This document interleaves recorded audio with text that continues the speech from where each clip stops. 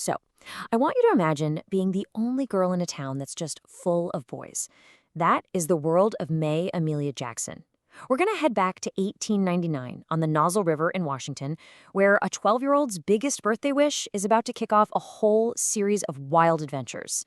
This is her story, taken from the first chunk of Jennifer L. Holm's fantastic book, Our Only May Amelia.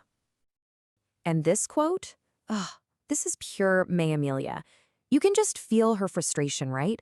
She's constantly caught in this double standard.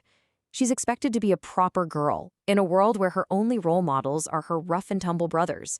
Her Pappa, a really stern Finnish homesteader, is always on her case, but you get the feeling he just doesn't understand her at all. So here she is, our hero. And you have to understand, in a community where pretty much only boys were being born, her arrival was a huge deal. They actually called her a miracle. But the miracle she's hoping for is a much simpler one, a sister. She is so over being the only girl, and she is betting everything on the new baby her mama is expecting. And yeah, this is exactly why she's so desperate for a sister. Just look at this lineup. She is completely and totally outnumbered. We're talking 6 brothers plus a cousin Carlo, who might as well be another brother. Can you just imagine a house that's constantly buzzing with fishing, farm chores, and just endless non-stop mischief? Well, that's her life. But May's world is about to get a little bit bigger. So when her Aunt Alice, who lives in what they consider the big city of Astoria, needs a hand with her roof, May and a few of her brothers actually get to take along. This is her first real trip away from their quiet homestead. Now, with the Jackson kids, nothing is ever simple. May talks Wilbert into giving her a shooting lesson, but of course the gun shop brings their, let's call him eccentric, and often drunk neighbor Olaf Kula running over. Thinking fast, the twins, Ivan and Alvin, pull off this brilliant prank where they pretend to be ghosts. It buys them just enough time to scramble into their boat and escape down the river with Olaf actually firing shots after them. Astoria is a total culture shock for May. I mean, she's used to the quiet rhythm of her family's Finnish homestead, with its sheep and its cows, and all of a sudden, she's in what her papa calls a wild roughneck town, a super busy port city filled with sailors, these grand houses, and a level of chaos she's just never even imagined. And the trip ends with, what else? A classic brotherly prank. At dessert, the boys do what brothers do, and they swap the sweet cream for May's blackberries with some leftover salmon gravy. Yep, salmon gravy. After one disgusting bite, she tells her Aunt Alice this absolute truth, which pretty much sums up her entire existence. Back home, the adventures start to change. They're not so much about trips to the city anymore, but more about exploring the deeper mysteries of the land right around her. A world that's full of its own kind of miracles and its own kind of traps.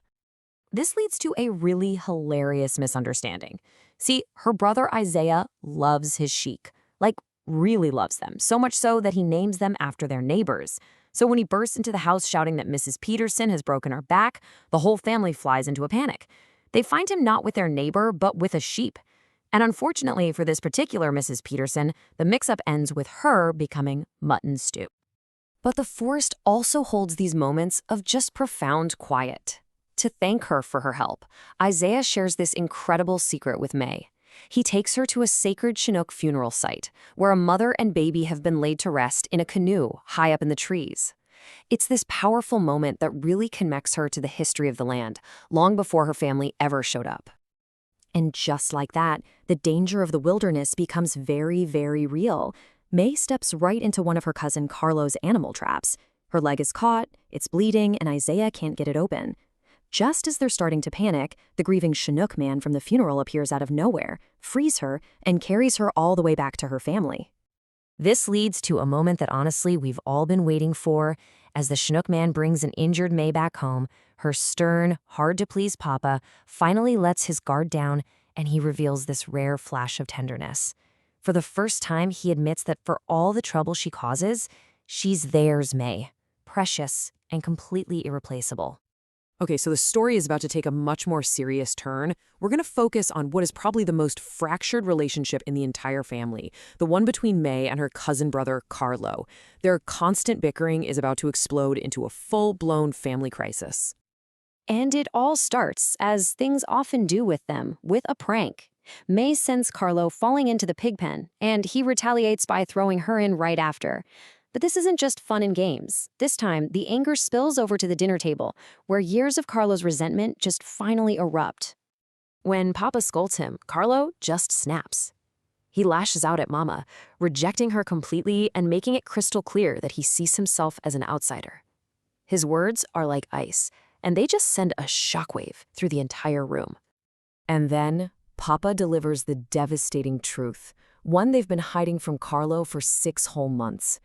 His mother, Eileen, his father, and all of his siblings back in Vancouver, they died in a fever outbreak.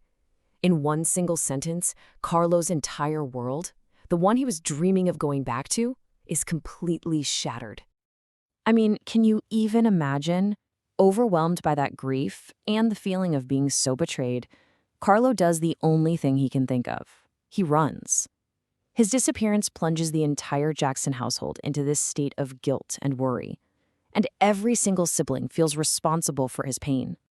A few days later, it's May who finds him hiding out at a neighbor's farm. She sets aside all their fighting and she just apologizes, straight up, for being no kind of a sister. And in that moment of shared grief, something shifts. He accepts her apology and he walks her home. It's the first real step they take toward actually becoming a family. But of course, just as the family starts to heal, a new storm arrives on their doorstep. And this time, the threat isn't from the wilderness outside, it's from within the family itself. Their paternal grandmother has come for a visit. Her name is Grandmother Patience, which, let me tell you, turns out to be deeply ironic, because she has absolutely no patience whatsoever. She is stern, she's demanding, and she seems to find fault in everything and everyone on the homestead. And her main target, of course, is May. As she puts it, May is a hellion, and the fact that she wears trousers is just scandalous. Grandmother Patience is basically the living, breathing embodiment of that strict, proper world that May just does not fit into. Which really leaves us with the central question of May's story. Is she what her grandmother sees, a scandalous problem that needs to be fixed? Or is she what her father, in that rare moment of clarity, finally realized? A pack of trouble, yes, but also the unique, irreplaceable heart of her family, the only May they've got.